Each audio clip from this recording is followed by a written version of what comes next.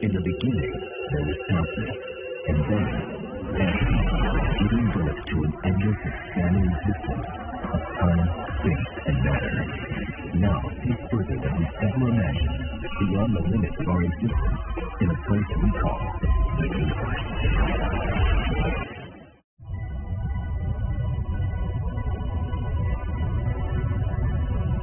Our sun is one of billions of stars in the Milky Way galaxy. And our galaxy is one of hundreds of billions, maybe a trillion, in the known universe. From the Hubble Space Telescope comes a view of the universe that was.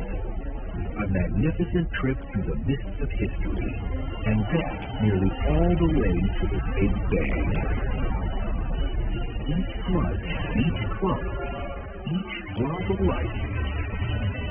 A billion stars here.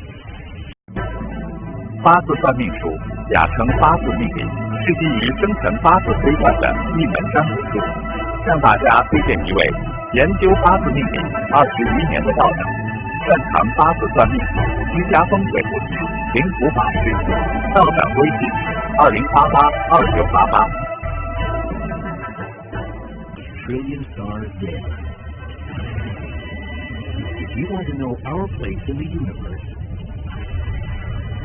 take a look up and far, far away to the realm of alien galaxies.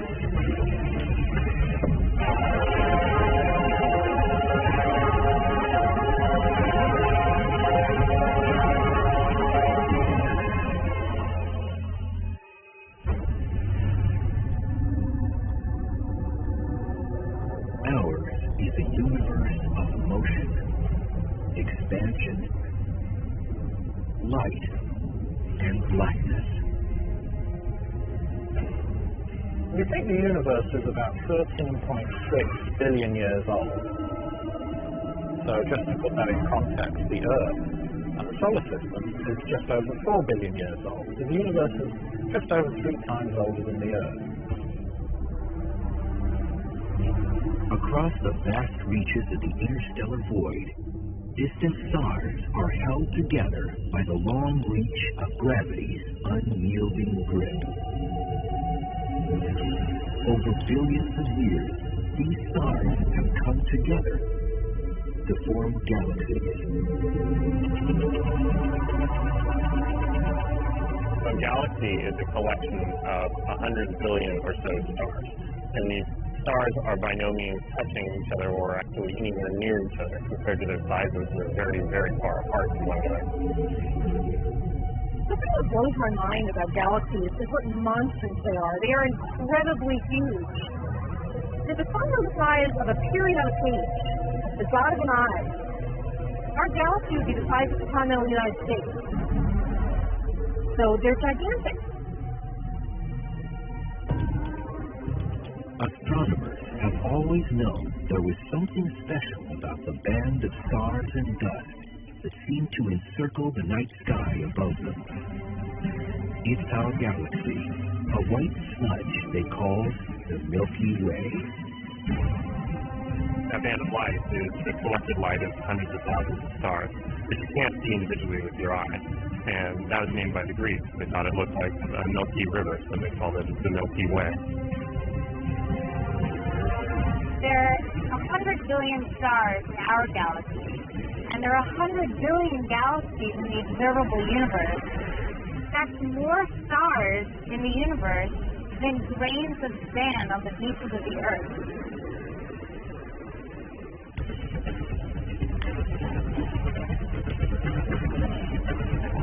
If you imagine a galaxy itself is the size of a hockey puck, then the galaxies are spaced from one to another about a few diameters apart. So if there's a puck here and a puck over there, that's kind of the way the galaxies are spaced in the universe.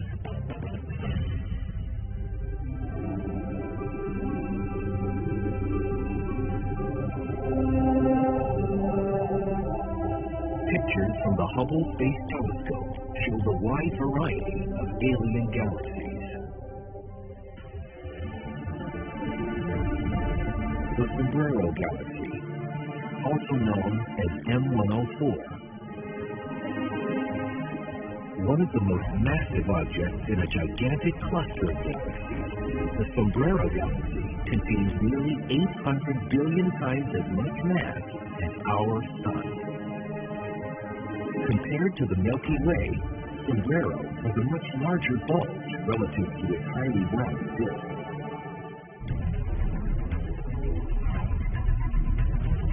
This image of the Sombrero Galaxy is also a prime example of what happens when three of the world's top space telescopes join forces. The Chandra X-ray Observatory, taking an image of the high-powered X-rays emitted by the Sombrero Galaxy. The Hubble Space Telescope, snapping an optical picture, capturing the visual light that made the multi-million light-year journey to Earth. And the Spitzer Space Telescope, capturing an infrared version, looking at the Sombrero Galaxy's heat signature. Melded together, these three images provide a stunning and unforgettable look at a galaxy 28 million light-years away. M51, the Whirlpool Galaxy. Its spiral arms twisting like cotton candy being spun. The center of the Whirlpool Galaxy is so densely packed with stars, anyone living on planets there would be under a constant bright sky, day or night.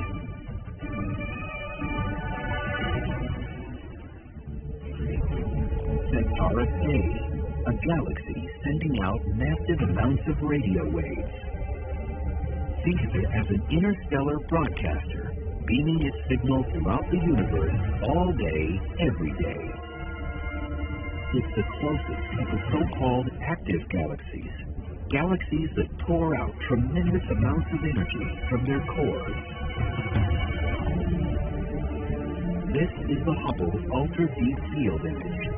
Created using the Hubble Space Telescope, it shows us how truly vast and distant the universe really is, and how those far-off spaces are anything but empty.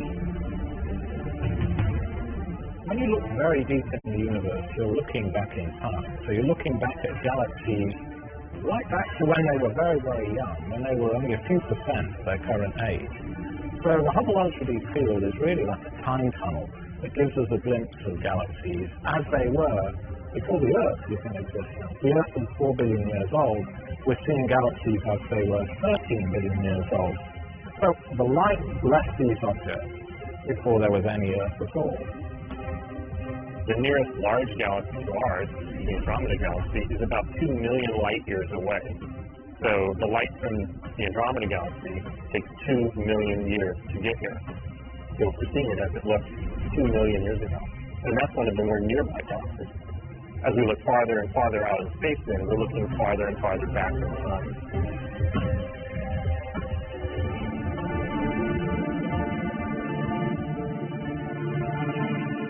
To get a better idea of the concept, let's visit one of the most spectacular vistas on Earth, the majestic Grand Canyon.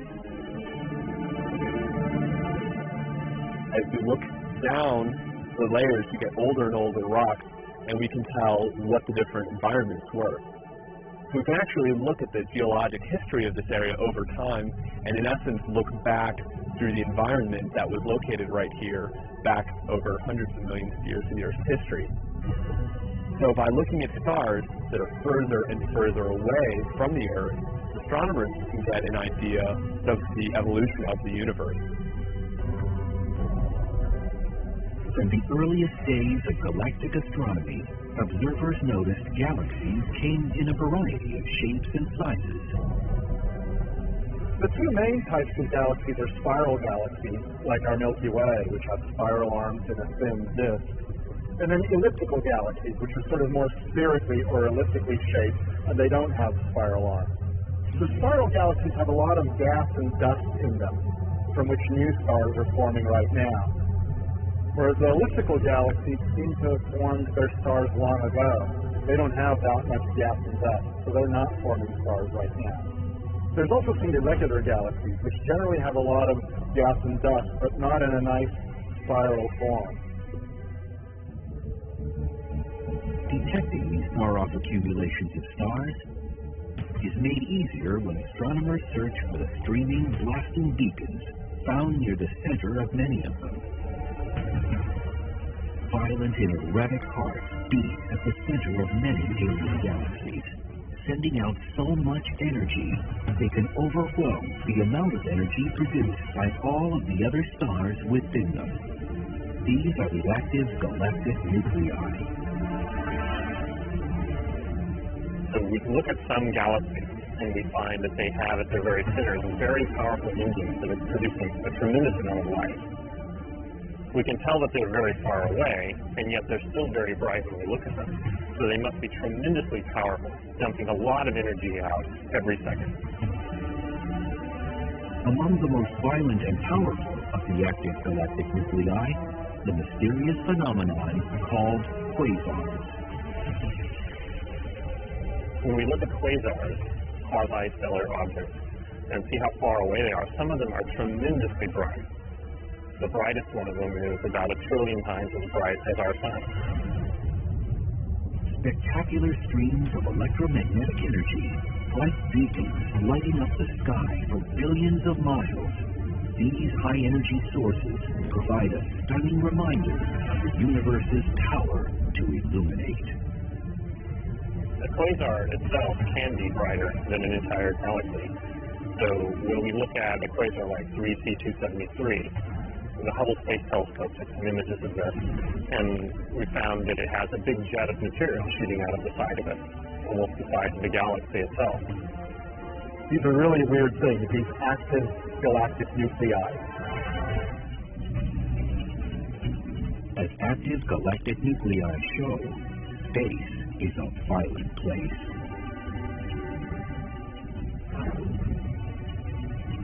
And as it turns out, there's a massive collision going on. Right in our own backyard. The culprit? A galaxy called the Canis Major Dwarf Galaxy. As the name implies, dwarf galaxies are small, making them even more difficult to detect.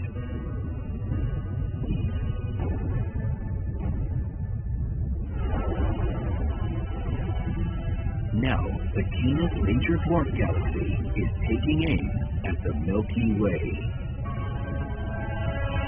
Two galaxies on a collision course from which, thanks to gravity, there is no escape.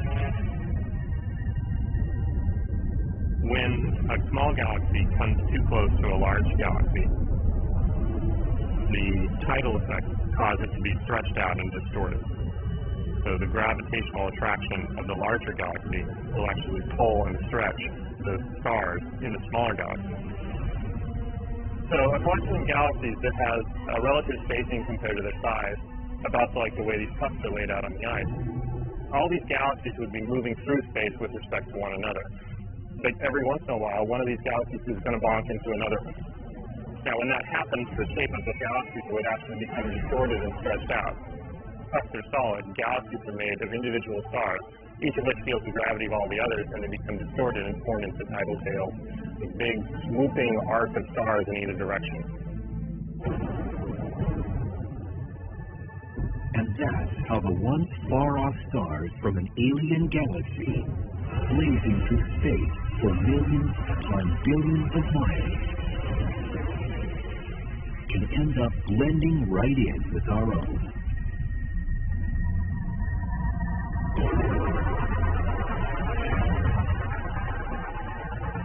But what caused these stars to clump together in galaxies?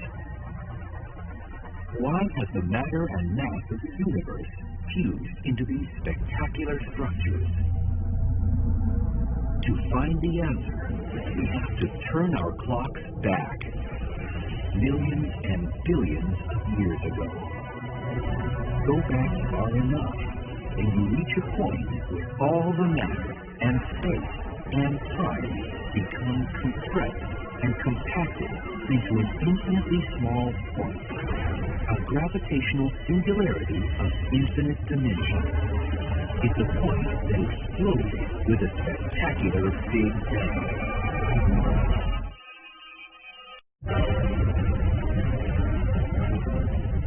A long time ago, the matter and energy that would make up every alien galaxy wasn't far away.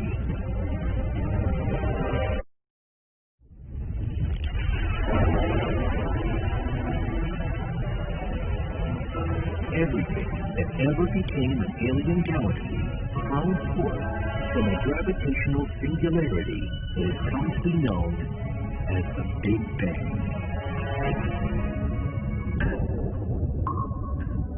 If you run a film of the universe backwards in time, eventually you get to a point where the density would become extremely high. If you go far enough, all the mass and energy that we have in the universe would be in a single location, and you would find infinite density. We think that the expansion of the universe is telling us something very profound, that the universe has a beginning point in time. In those moments after the Big Bang, the rules of our universe and stars took shape. And one of the biggest rules was the law of gravity. After the Big Bang, the universe, of course, was expanding. But there were some parts that were denser than others. Those denser parts started gravitational contraction, and they formed galaxies. Pockets of gas within those gravitationally contracting clouds formed stars, because those pockets gravitationally contracted even more than the general cloud of gas. It would take hundreds of millions of years for the first galaxy to coalesce into existence. We don't know exactly when this happened, but we can see pretty mature galaxies about 1 billion years after the Big Bang, and the earliest objects that I can see are about 500 million years after the Big Bang. So it's within this period that we think the very earliest objects switched on. But we haven't yet found a time when there were no galaxies at all. To learn more about alien galaxies, we need to solve the many mysteries of our Milky Way's own place in the universe. When we want to look at the structure of our galaxy, the difficulty that we run into is that we're inside of it. We can only see what we can see from inside. Moreover, there's dust and gas blocking our lines of sight, so we can't see very far from our position in our galaxy in many different directions. We think the Milky Way is a barred spiral galaxy, reaching about 100,000 light years across, with a 3,000 light year thick core. Most galaxies in the universe are smaller.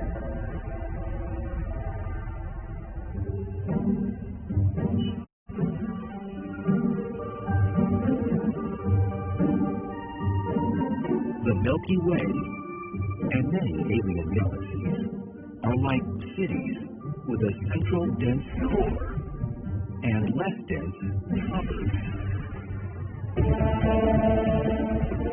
For spiral galaxies like our own Milky Way, that means a trip to visit the Earth is not unlike a trip on the freeway.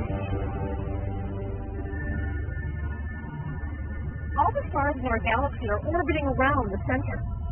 We're about 30,000 light years away from the center, and it takes us about 250 million years to make one orbit around the galaxy. Now, the stars are all in their orbits, they're all moving around the galaxy, so what causes these beautiful spiral arms that we see? Well, there's sort of a density wave, an area where the stars in the galaxy are just a little bit denser, more packed together than the rest of the galaxy. Different stars move into the density wave, different stars move out. But the density wave stays there, and that's the spiral arm. So walk the same way that traffic jams get started on the freeway. Something happens that makes maybe one star slow down, some sort of gravitational interaction, and other stars slow down in response to it. And all of a sudden you've got a traffic jam. So galaxies seem to naturally form these spiral density waves.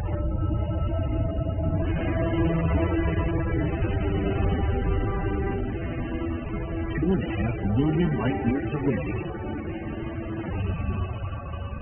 A menacing counterpart to our galaxy sits and swirls, casting a wary eye toward the Milky Way.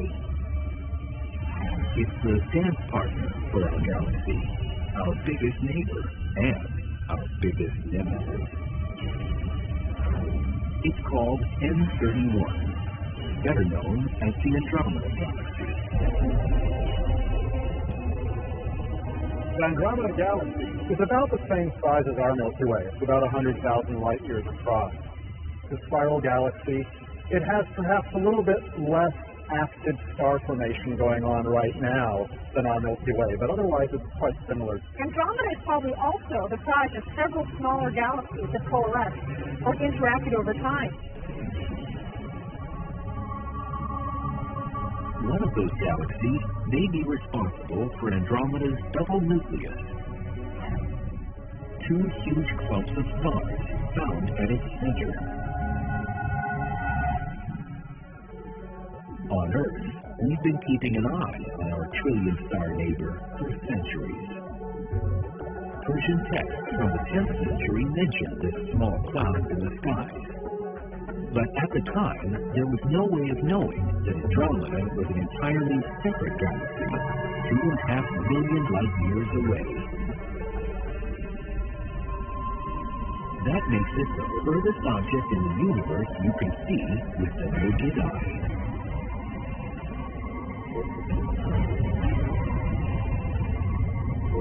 While the Milky Way may be able to absorb the impact of a colliding dwarf galaxy, a clash with the Andromeda Galaxy is not only inevitable, but will forever change the local galactic landscape.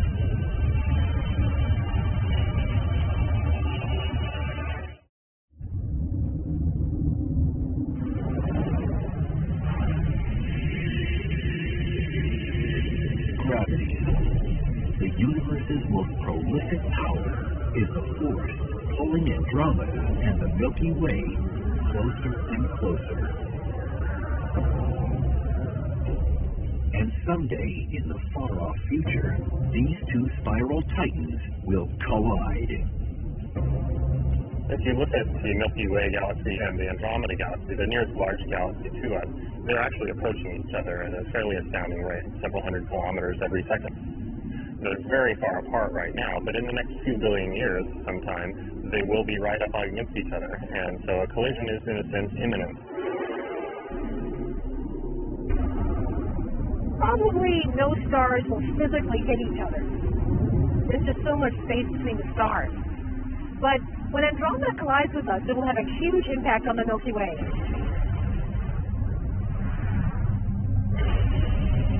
Some things will get thrown into the black hole in the middle.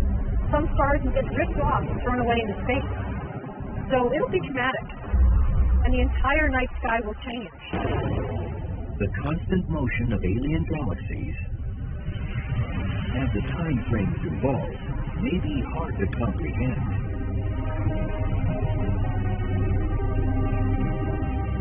Andromeda is close enough to the Milky Way that their gravitational attraction brings them closer together. But elsewhere, almost all the alien galaxies we see are moving away from us.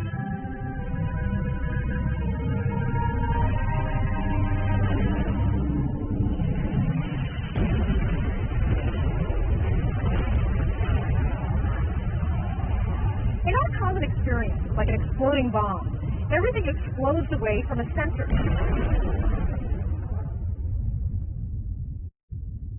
Now, is there an empty center to our universe? Are we on a shell of galaxies flying away from wherever the original explosion was?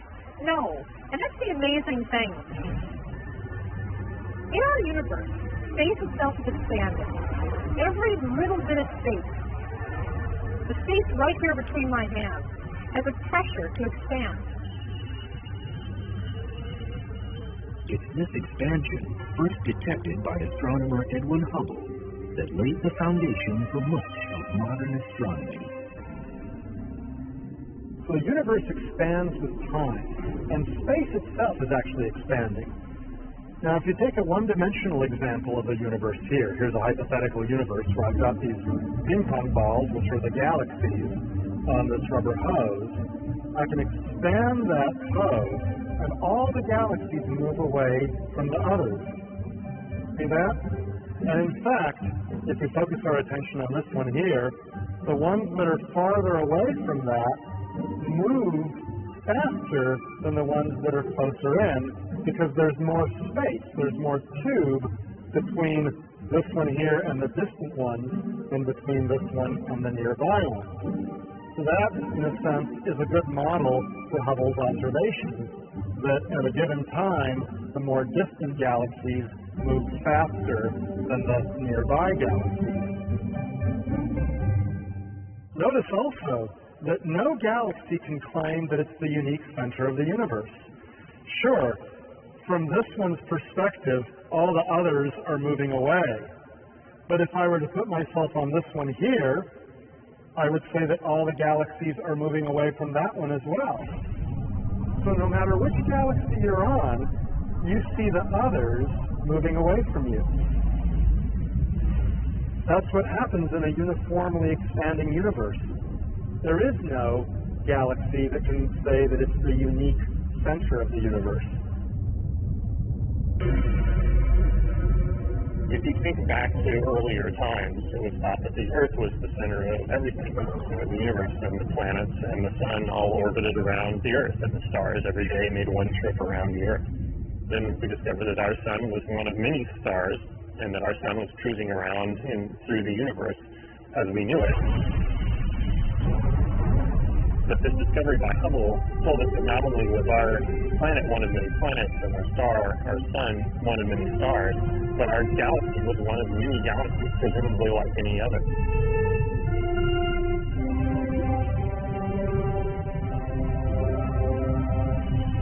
It really changed our worldview and our place in the universe to think that our galaxy is an ordinary galaxy. So just what is the galactic neighborhood? Meet the local group of galaxies, a group ever-increasing membership. Our local group of galaxies is a small group or cluster of about 3 dozen galaxies. Our Milky Way and the Andromeda Galaxy, M31, are the 2 dominant galaxies. Most of the galaxies in our local group are small dwarf galaxies.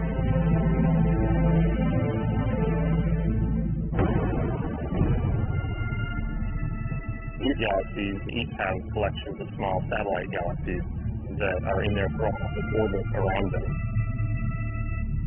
And these big galaxies all feel the influence of each other's mass and orbit around each other. So all of these galaxies, the small galaxies are orbiting big galaxies, and the big galaxies are also orbiting each other. It's a group of about 30 or so galaxies that are all sort of orbiting around the common center of mass.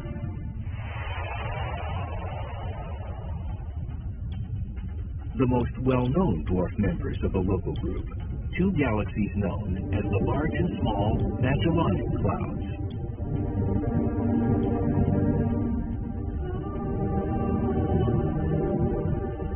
Scientists now think the clouds orbit the Milky Way, thanks to the tidal influence of our galaxy.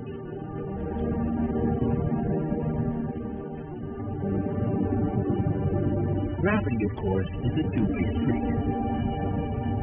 It's believed the gravitational pull from these clouds has also distorted parts of our own galactic disk.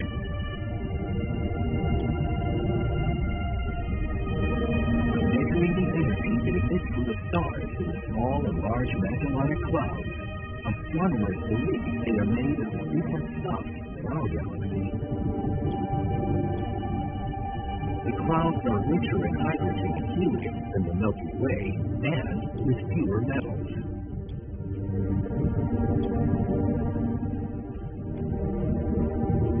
Scientists think this means the stars are younger in the clouds.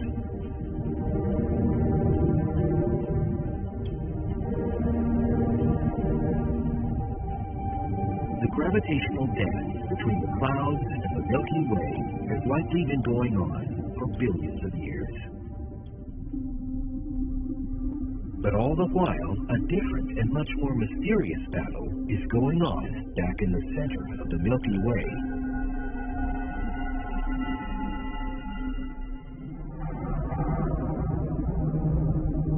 Because when you head for the center of our galaxy, once you get through all the dust and gas and older stars, you'll find something so insanely frightening, the normal rules of time and space do not apply.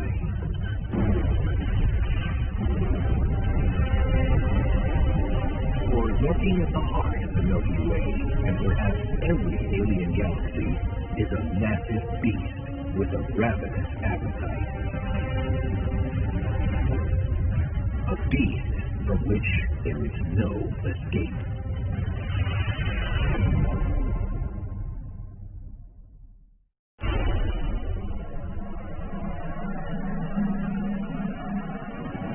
There is a region at the core of our galaxy, the Milky Way, where nothing escapes. This is the point of no return. A supermassive black hole.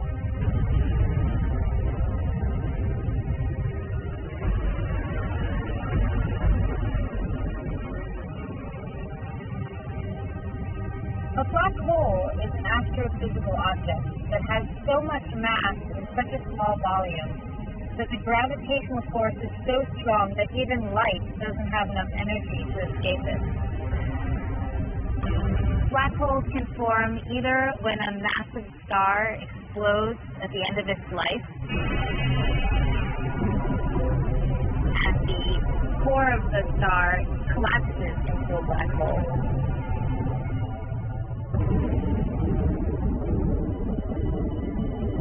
Or you can have supermassive black holes at the center of the galaxy.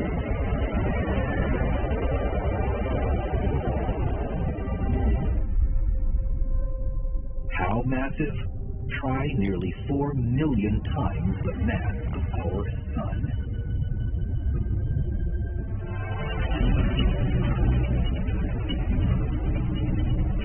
Sometimes black holes swallow entire stars, creating fierce explosions called gamma ray bursts.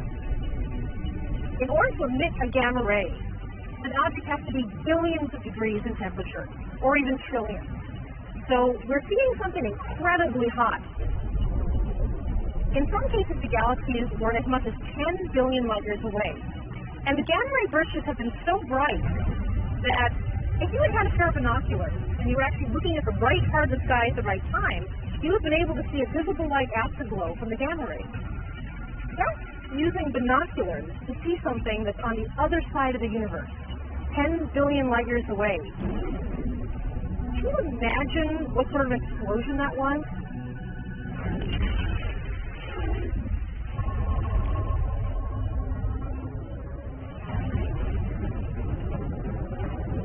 So, if there's a supermassive black hole at the center of our galaxy, might similar black holes lurk at the center of all alien galaxies?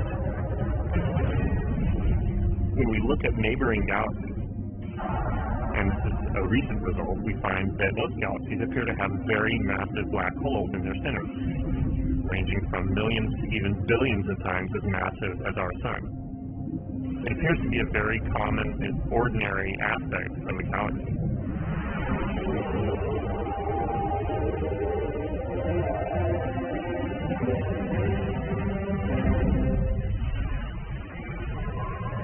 Black holes swallow matter. But less than 0.5% of our universe is believed to be made up of observable matter, such as stars, planets, gas, and dust.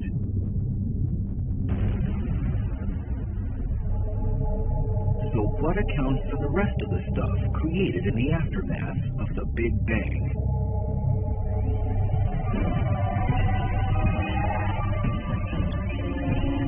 What really fills up alien galaxies? Scientists' best guess is a mysterious substance called dark matter. Dark matter is fantastic stuff. We know that it exists. We know that it gravitationally pulls on things. One of the best pieces of evidence for the existence of dark matter is that spiral galaxies are spinning more quickly than they would be spinning unless there were extra unseen material causing them to spin that fast.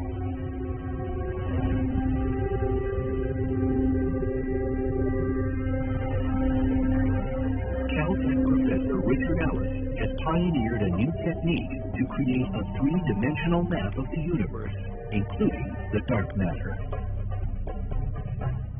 This is the first hint from dynamical data that there's a lot of dark matter in the universe. We can also detect dark matter by a really remarkable phenomenon which was predicted by Einstein and is now in great use in astronomy, which we call gravitational lensing. Dark matter bends the light passing through it, much like a curved piece of glass. The light rays are bent by material, and where we can see the signature of this bending of the light rays, we can infer that there's a lot of dark matter present.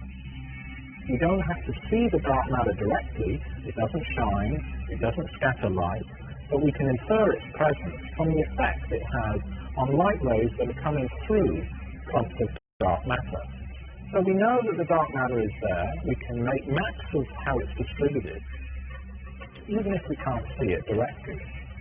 So one further advantage of gravitational lensing is it's just like a magnifying glass. So when you look through it, things are bigger and brighter than they would be if you didn't have it. So if you think about it, it's like a natural telescope in space.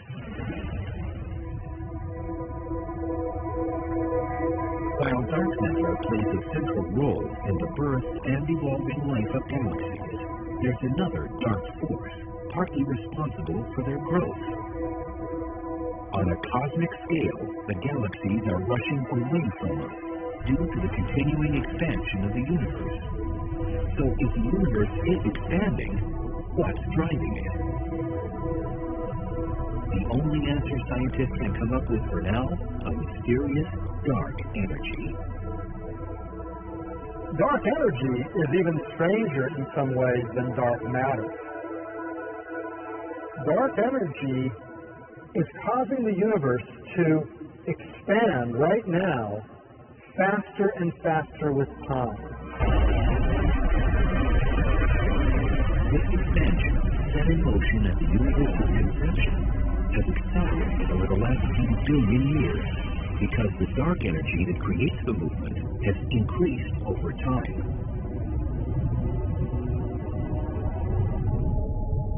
By nature, the gravitational force that binds galaxies together decreases over time as the space between them increases.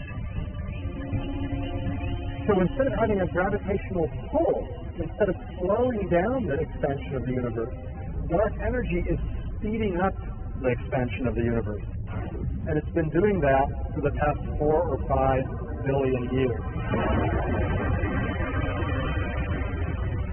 In perhaps a billion trillion more years, the fate of the universe and the impact its black holes, dark matter, and dark energy have on mankind will finally be known.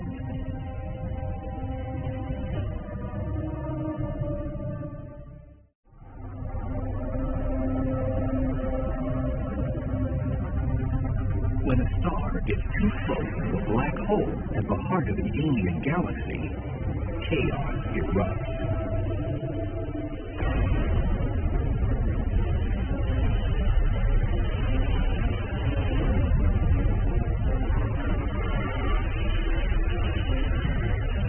That's one of the findings from the Galaxy Evolution Explorer mission, or GALEX.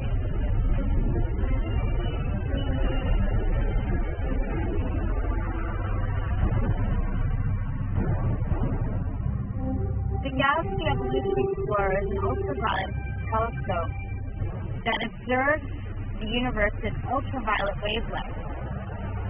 And at these wavelengths, they're very sensitive to studying young stars and star formation in galaxies back to half the age of the universe, billions of years ago. However, we also look in the ultraviolet for these luminous flares from when a star is swallowed by a black hole. The star can't hold itself together anymore, and it drifts apart, and the gas from the star plunges into the black hole. Some of the gas will be ejected from the system at high velocities, but some fraction of the gas will plunge into the black hole, and in that process will heat up to very high temperatures and give off a luminous flare of ultraviolet and X-ray radiation.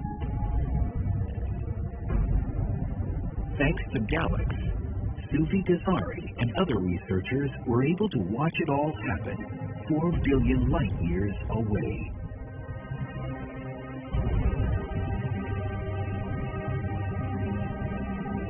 Galax, Hubble, and the Spitzer Space Telescope will soon be getting a new neighbor designed to help capture images of alien galaxies. The James Webb Space Telescope is due to launch in 2013, designed to explore the infrared spectrum like never before. Using the Webb telescope, scientists hope to be able to see through the dust and stars that block our view of the Milky Way center and provide a more complete picture of not just our galaxy, but of all alien galaxies.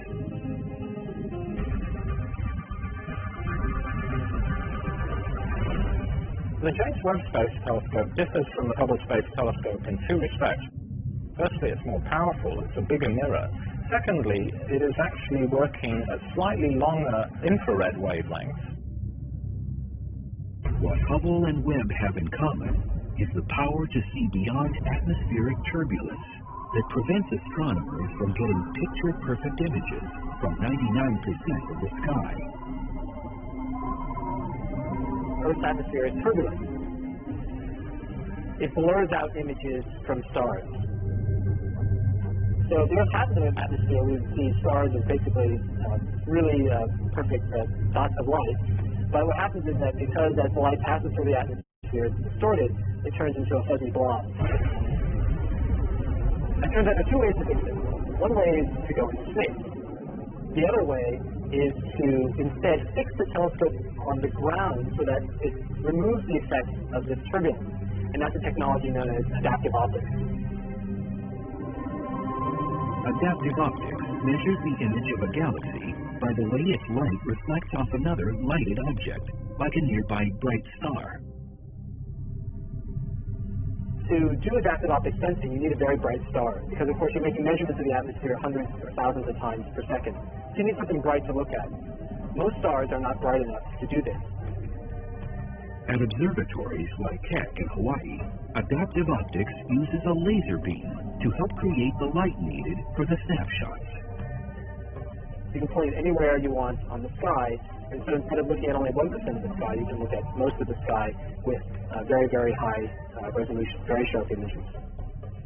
In this way, you can make images 10 to 20 times sharper from the ground than you could without adaptive optics.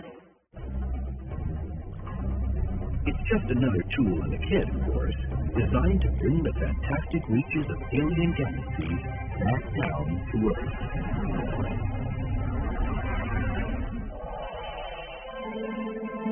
The universe, of course, is home to many things larger than our small planet Earth, larger than our solar system, larger than our galaxy.